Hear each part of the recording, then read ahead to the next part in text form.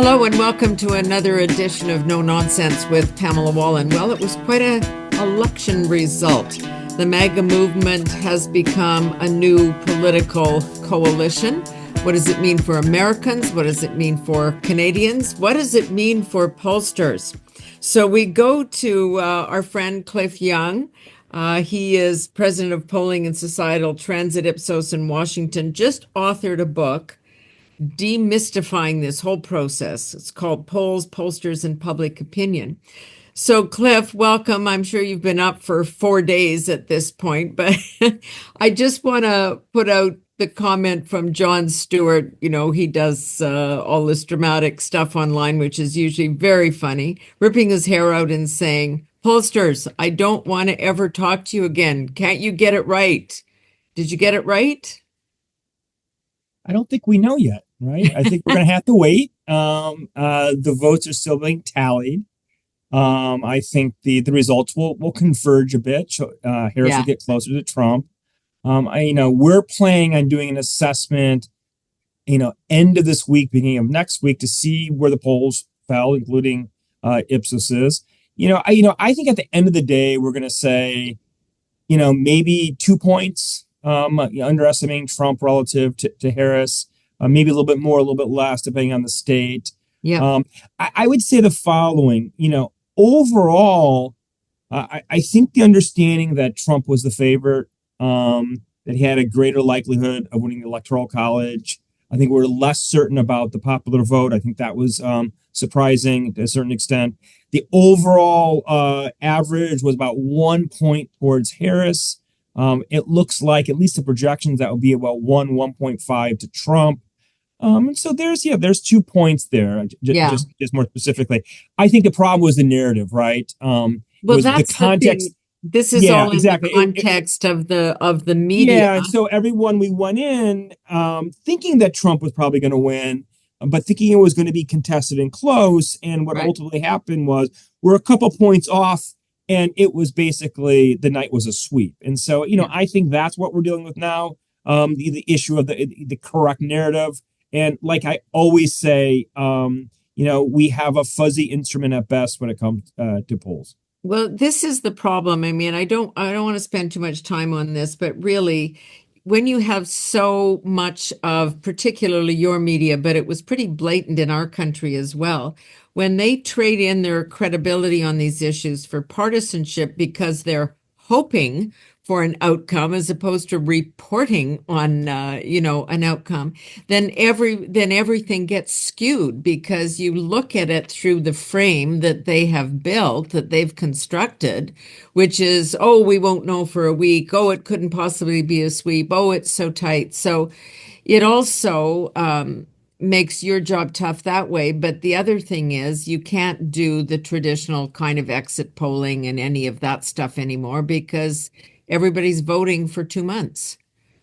Yeah, that, and it just, the methods are more difficult. Like ultimately, it's difficult. As I said, listen, I'll go back again to the initial point I made. I think we did a good job of contextualizing the election. I mean, Yeah. so the number one issue was inflation. The number one issue was the economy. Donald Trump, over the course of this entire year, has been stronger on it. We know, based upon thousands of elections, that the candidate strongest on the main issue wins about 80 to 85% of the time. We had historically weak incumbent. We had a successor running in Yeah. Harris. These fundamentals definitely were not in the administration's favor. We understand that their broad-based disbelief in the system, believing the system is broken, that elites have rigged it, and all of these, that context, realized itself on election day. So that, I think, we did a good job as an industry. I think the criticism will be the level, and that we weren't precise enough to give, let's say, the correct or set or condition the correct expectations Yeah. for No, election day. But but the, but that's the nature of the business, right? yeah. So The thing is, when 70% of the population consistently says the economy, the country is going in the wrong direction, it's going to be a change election. And Harris really could not shake being the incumbent. Yeah. Everyone, and you were saying this initially, it's called confirmation bias. Everyone was trying to explain away Right. the fact that she was actually part of the administration in a negative context, right? Right. I mean, it really was a throw the bums out election cycle. There was a huge debate. Is she changed? Is she not changed? Yeah, she's changed. She can't get away from the administration. She can't get away from the government because she isn't.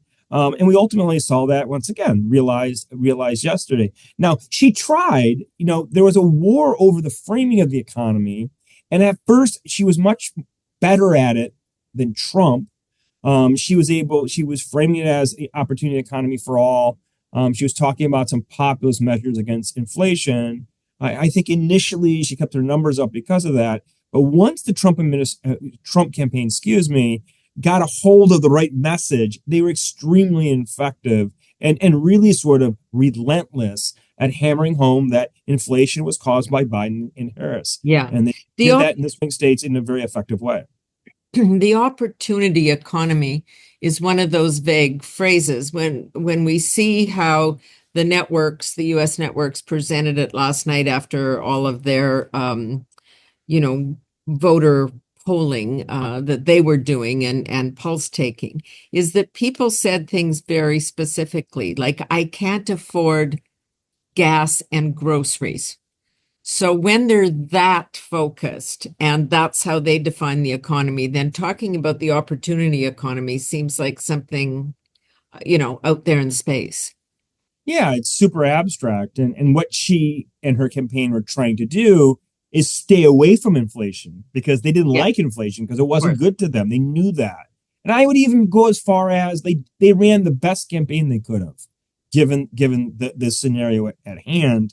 But again, not only were people suffering from inflation or high cost levels, more specifically, but they're super frustrated at the elites who are telling them the economy is doing well. The economy is doing well. Yeah. Look at the stock market. Look at the indicators. But and we did focus groups that showed this, Pamela, like it was very clear that people were saying, listen, don't tell me that it's doing well when I can't make ends meet. Like, shame on you. And in part, at least, I think that's what we saw last night. But the other thing that you get, and people did really resist, and I guess Obama is sort of the front man on this, although others did it, which is you are black, therefore you should vote for a black candidate of color. You are a woman, therefore you should vote for a woman. The people actually weren't voting as blacks or Hispanics or women or young or old. They were voting their economic interests. That's how it seems. Yeah, I mean, I think that there at one level that's what's going on. They were worried about the economy. They were worried about inflation, as we've already discussed.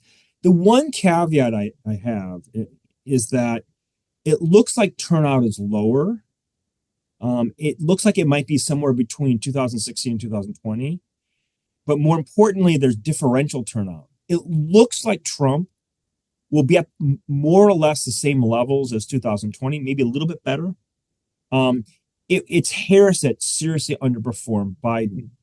And you have to ask yourself the question, ultimately, if you were to add those people back in, would the electorate look more like the electorate, obviously, in 2020? It would, right?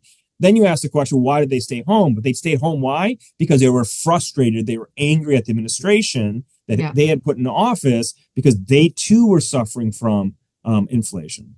Yeah. I mean, the woulda, coulda, shoulda. She had an endless supply of money, $1 billion to really get the message home. And somebody must have told her in the last 24 hours because she was literally knocking on doors. So that is about trying to get people to vote. Whereas the Republicans who don't favor advanced voting and mail in ballots and any of these things did completely the opposite and said vote any hour of any day that you can and then get everybody else out on actual voting days. So we'll change it if we get there, but for now, vote, vote, vote. Yeah, very much so. Sort of like, getting out that vote in the last few days to get those, 0.5% here, 1/4% Yeah. there. I think one of the blind spots actually for the polling industry is that it wasn't so clear, right? this differential enthusiasm wasn't so clear in the data, and it didn't Yeah. stand out at you like going, oh my gosh, it's there's going to be, if not a landslide, there's something going on here. We didn't feel like that, at least. Now, some of the polling firms that use voter lists, those are like basically a registry of how you voted in the past. They seem that they did pretty well, taking that in consideration, that sort of information. That's sort of a proxy for your relative likelihood to go out and vote. Um, Ipsos uses that kind of indirectly, that information. But besides that, that's sort of like a brute force correction. Besides that, we really didn't have clarity about this differential effect. We really didn't. Yeah. The other thing are the viral moments, right? I mean, honestly, when when he pulled up in the garbage truck in response to the president's comments that, his supporters were garbage, as however garbled and muted it might have been, it was still there. Like those are the things that then it is literally viral for 48 hours. And that must start to change minds, or that enthusiasm factor at the very least that you talk about. Okay, I'm going to go and vote. Yeah, it's hard to say if, let's say, the comment had a specific effect, but I think it's a proof point that goes to this belief that the elites have disdain for you, Right. right? And I think that, I think there's a reckoning on this one. Yeah, I think that over the next this mandate, that it is a mandate, it's a strong for mandate, sure. suggests something and sends a signal. And the question is, really, do you understand America, right? Yeah. Do decision makers really have insight into what the average American really thinks? And I think that, I think there'll be a lot of reflection on that, over the next little bit. Like when people are going in, and I got this experience too, when you go to the US and go into a drugstore, it's all under lock and key.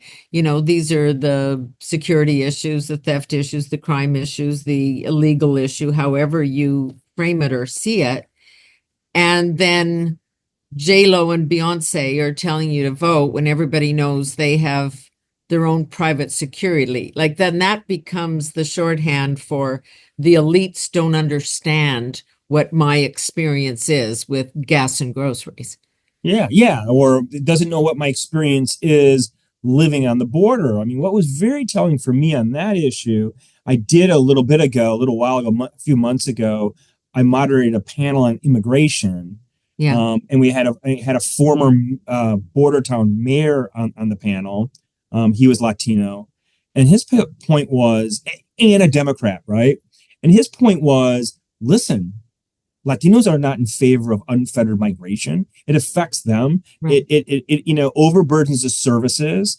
They came here legally. Why can't other people come here legally?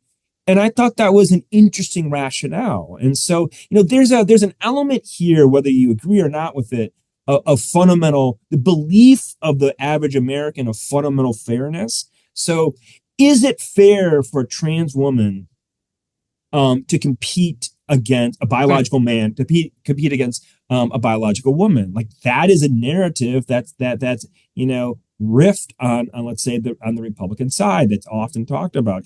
Is it fair to allow illegal immigrants in when you came in legally? And so I think that it's just not about complete disillusion with the system. I think I would make the argument there's a degree of optimism that, at least through the view or the lens of the, say, the average American, the American that voted yesterday, the American that voted for Trump, can we reestablish those very simple truths, right? Yeah. No, that's the thing. And what he was really able to do, and my question will be, how come the Democrats can't see this? Because it seems so obvious. But when he talked about illegal immigration, and there was lots of fiery rhetoric, but what he did was always tie it to, that's why your schools are crowded. That's why you can't find a place to live. That's why crime is high.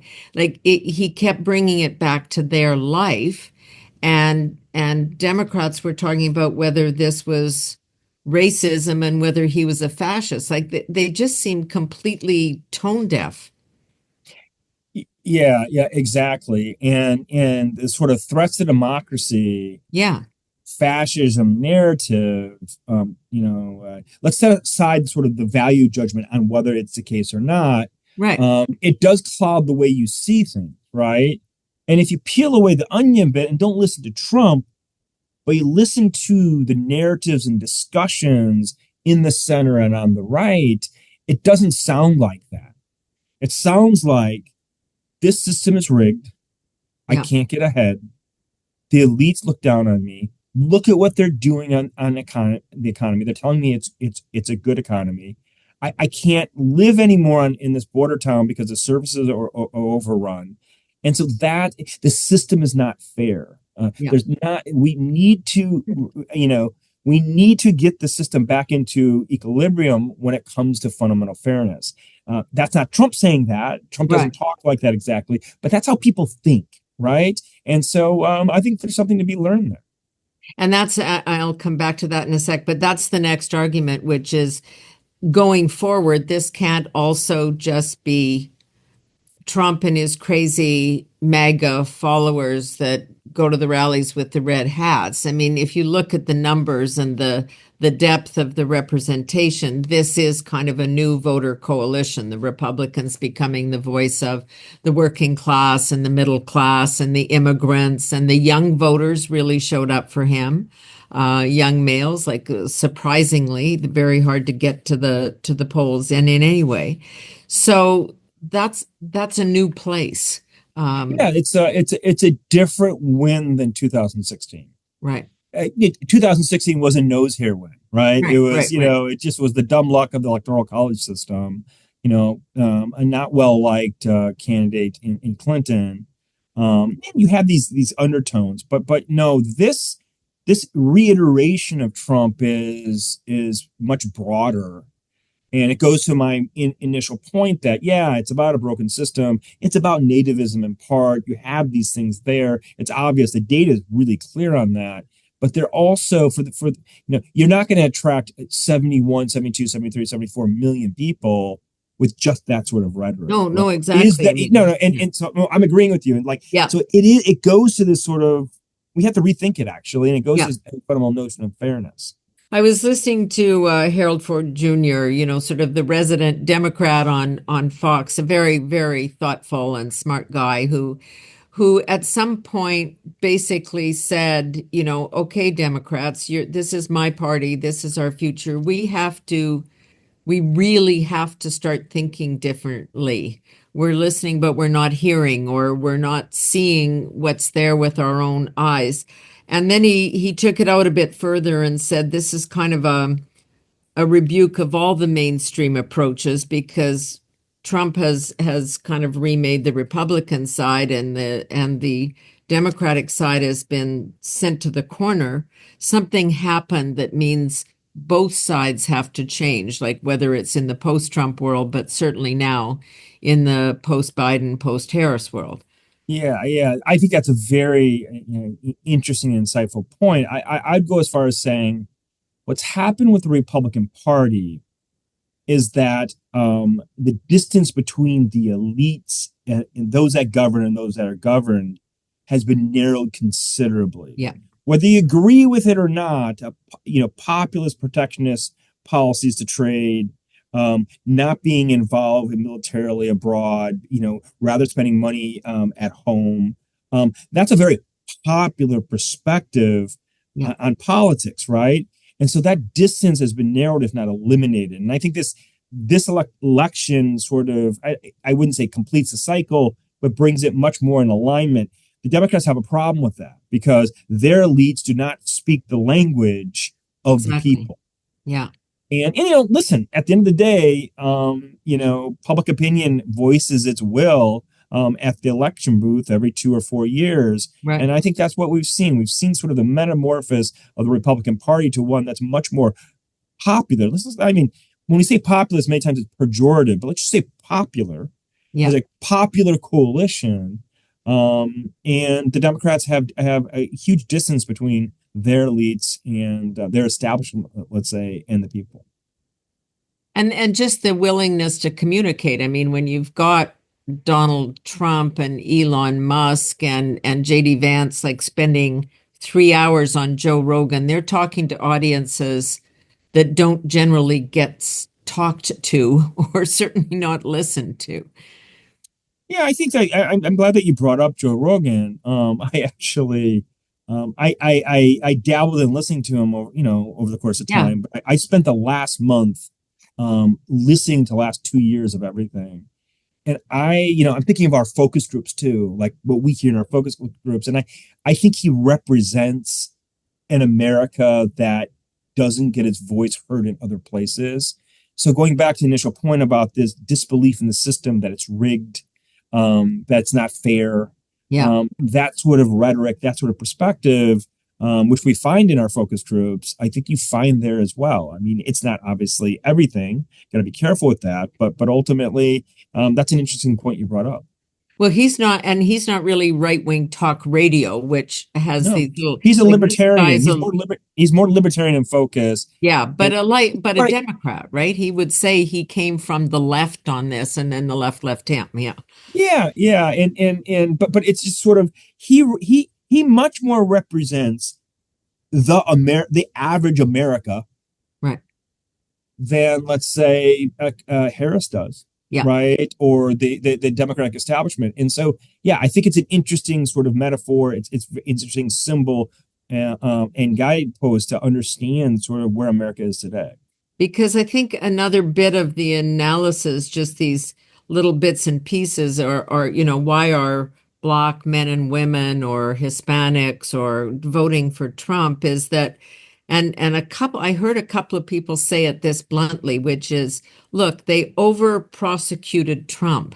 And there are a lot of Black and Hispanic guys who've had those confrontations with the system, the cops, the courts, the whatever it may be. And they felt that they could identify with that, like regardless of what the alleged crimes were or the guilt or innocence, they felt they'd been in those shoes.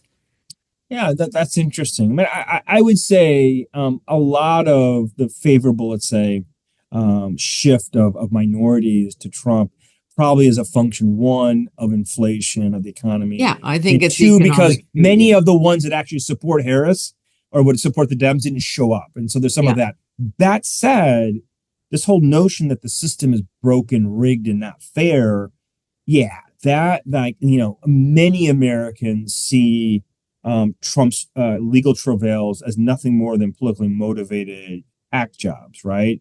And Yeah. I could see sort of certain segments of the population that suffer from that, being very empathetic towards Trump. So what do you think happens now? Do you think, I mean, we've been watching it in this country when we watched the Liberal Party here go through two or three liberal leaders. Nothing stuck. They finally got a young Justin Trudeau, whose name was, very well known, and he had a very good first outing. Then it's been minority government since, but the criticism is that they haven't done the hard work of saying, who are we and what are we in 2024 and post the pandemic, and with everybody living on their phones and not dealing with traditional media, etc. Do you think that the Democrats are in a place where they're actually going to take this vote and say, okay, we better rethink it? Because a lot of the stuff I'm reading today is he lied to them, he's a racist, he's a fascist, people don't know what is that. Like they're keeping up that narrative in the face of the loss. So that's not Harold Ford Jr. saying it's time to give our heads a shake. Yeah, I mean, they live in a bubble, and there's a certain framework by which they see things. Elections are great levelers, right? Yeah. And if you pass the test or not, and those that don't pass the test are discarded. It's kind of creative destruction. And I think I think if in the Democratic Party is is rational, they'll adjust things at least on the margins for 2026. Yeah. And yeah, but I think what you're seeing in the media space is a lot of this, living in a bubble, seeing the world in a certain way, not being able to see the other side, see these, and or at the very least, seeing how the other side sees you, right? Yeah. And I think that persists, but I think the party itself is rational. I think they'll probably put up candidates that are more towards the center, whatever that means. It's Yeah. not a policy center. We haven't talked about policy here, have we? We've Yeah. talked about culture, right? And so and we haven't even talked about like social issues, right? But we've talked about sort of orientations towards sort of like how society should be, right? How these things kind of affect their people's day-to-day lives. And I think that, candidates like that can speak that language, will be more successful. I think some of those policy signals were there. Like when you hear Elon Musk is going to come in and cut a couple of $1 billion or maybe even trillion, who knows? And Vivek basically saying, we want less government, get out of our face, right? We don't need you running every aspect of our life. I mean, they're symbolic messages, but it does talk fundamentally about a different worldview where the Democrats believe government should be, in the midst of everything, all powerful. They're the ones that are wise, and the Republicans, which is let the business people get out there and do what they do. Yeah, it's interesting that you frame it like that, because that the small government, big government continuum, let's say, Yes. has organized America in the modern era, right? Yeah. And from a public opinion standpoint, it's still there. Like, Americans tend to be much more small government oriented than Right. most other And countries. Canadians, for example. Oh yeah, without a doubt, Canadians are very much state centric. I've actually done the comparison in the past, but this is a little bit different. This is in that sort of ballpark. They're cousins, but this Yeah. is much more like we need to deconstruct the cynic here of the elite who are using our resources Yeah. that could otherwise be used for other things that benefit us. I think that's sort of the view of it. Like when we hear deconstructing the Ministry of State, I mean, it sets people off, right? It starts thinking about fascism. But if you think about it from an average American's perspective, they're like, I can't make ends meet. There's this inflation issue. Why are we spending so much on the military? Why do we even care about, what's going on in the Ukraine? Who cares Yeah. if I can't make ends meet? That issue in the Ukraine is an elite issue. It's Yeah. not. It's not a me issue. Again, no value judgment associated with it, but I think that's the perspective. But that also spills over into environmental issues too, right? EV cars, like who can afford one? If you live in California, it's great, but if you're in the Midwest and the cold zone, like this isn't realistic. So again, speaking of things that the elite spend money on that they can't afford, yet they love Elon Musk. Tesla stock went up 35% today. Like this is, Yeah, good old American, speculation and capitalism. But like, you listen to Musk, and Musk has, a lot of his rhetoric is kind of the rhetoric that I've been talking like, and yeah, so it's about sort of rules of the game defined, no censorship, yeah, having resources allocated in a way that are much more aligned with like, the average person. Again, whether you like him or dislike him, hate or love him, he very much is aligned to this sort of new, I would say this new majority, which is organized around these lines, like much more. And it's in some ways, it's as if public opinion said, now we're in control. yeah. Couple of Okay, quick so points. You've raised the free speech issue, which was pretty core in a lot of these discussions. Certainly the Rogan interviews, certainly what JD Vance talks about. by the way, that's a Rogan. That's a middle America way of thinking about things, right? Yeah. Like, not, you know, that's part and parcel of this whole sort of notion the system is rigged, etc. Who Right. are the elites that tell us what to say? Yeah. Yeah, No, no, it's very key, but there's, I think a lot of the Western nations are struggling with this. The whole misinformation, disinformation is just stuff I disagree with. But if I'm part of the elites, I'm going to tell you you can't say that. yeah, Um, yeah. I see. I think that I think that's the critique. The critique is no one knows really what misinformation is, right. but like you're going to tell me what it is. Elon Musk's retort is, on X we allow everything to go except what is illegal. Yeah, By the way, that's a very sort of, in a traditional sense, a very liberal way of thinking about things, exactly. right? But they forfeited that turf. Yeah. But so I'm not surprised, by the way. I mean, so we have this trend globally, this sort of notion that the system's rigged and the system's broken, this notion that the average person's left out. But I'm not surprised that we saw this here in America to yesterday, Yeah, because we are different culturally when it comes to the notion of large government versus small government. We're much more small government oriented, right? yeah, And we probably, relative to other countries, have a majority or near majority of people who think like that, right? And the question is this a revolution? yeah, Just a radicalization of the way public opinion is going to express itself much more directly and have much more what it wants.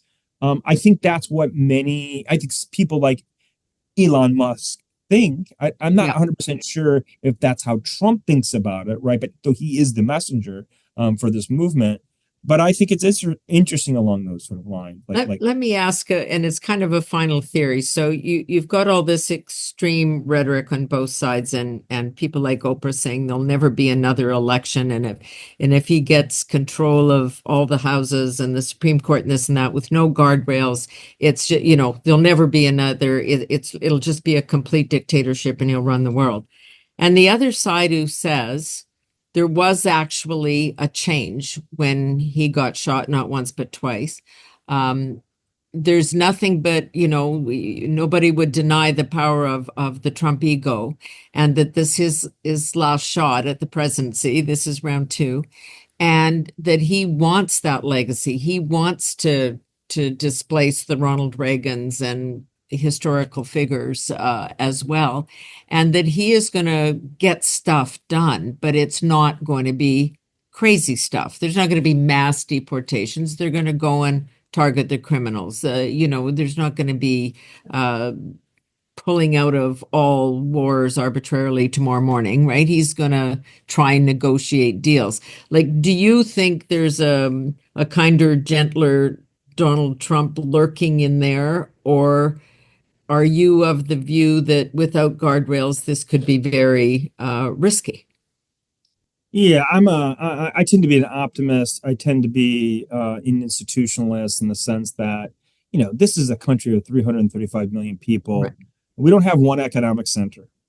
right, We have something like 16 or 17. I always try to explain to people in other countries where there's one city that's the capital, that's the cultural center, the economic center, the political center. We don't have that here in the United States. We have 50 states. I mean, we have distributed power. No, I don't think so. I don't necessarily. I don't know if it'll be good. That's a whole other question. yeah, But ultimately, I don't think it's the end of the world either. And yeah, indeed, what I would even go as far as saying is, and I've written a lot on this, and this is my critique has been, both sides have been weaponizing democracy, yeah, and no side has any sort of moral authority over democracy, yeah. right? As we And I just and I witnessed, think the left. I think the left. What was that? as we just witnessed when Yeah, yeah, exactly. And so I think there's a lot of rhetoric on both sides. I think there's a lot of rhetoric, obviously, when it comes to democracy on the left. And if we step back and look at this at a 30,000 foot level, like we have, maybe it's not so bad to try to attempt to see what a government would be like if you bring public opinion really yeah, aligned closely yeah, to policy itself. Like, maybe not being involved in so many foreign conflicts as an example. Once again, I'm not making a value judgment one way or the No, other. no, It's just I like understand. alignment is interesting. Maybe having rules around transgender issues that you can't do certain things at a certain age, etc. Maybe, or when it comes to sports, or making sure you really hammer home those individuals that break the law coming into the United States and Yeah, treat them as in terms of what they are, even though they might come from very dire situations, they are breaking the law, right? yeah. And so, maybe that's healthy. Yeah, I think that's well, you talk about distributed power, which is sort of what you have to try and say to people, which is this is not, this is not a one-man band. Like, Yeah, there's a whole lot of checks and balances in the US system. yeah, I was just thinking, like, what if he like does something that no one agrees with, and then all of a sudden California says no? Like, Yeah, what's going to happen? I mean, like, I'm not saying that you don't want to have a breakdown of constitutional authority. I'm not yeah, saying that. It's like it's more complicated. You have a court system, and there's going to be lawsuits everywhere. I mean, in some yeah, ways, that's good, right?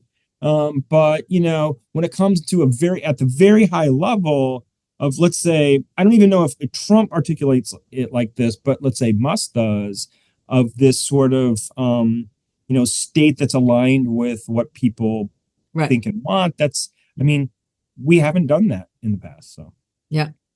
For the people, as it were. Great yeah, to talk with you, Clifford. I get some sleep. yeah, I will. That's my next step.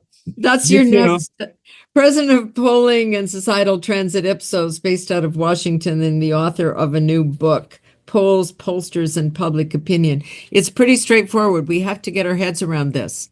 It's a good book to write. It's a good book for people to read at this point in time. So thanks for sharing. We'll see you again soon. We'll talk about these same things in about, I don't know, a few months and take the Yeah, give us temperature. some time. Yeah, Yeah, time. We're going to be going to the field with different sorts of research to understand America better, and so yeah, maybe once we get that all collated and together, we'll come back around and tell you. yeah, It'd yeah. be interesting to That'd talk. be really interesting. All right. Thanks so much. And Bye that is bye. it for this edition of No Nonsense with Pamela Wallin. We'll see all of you again very soon as well.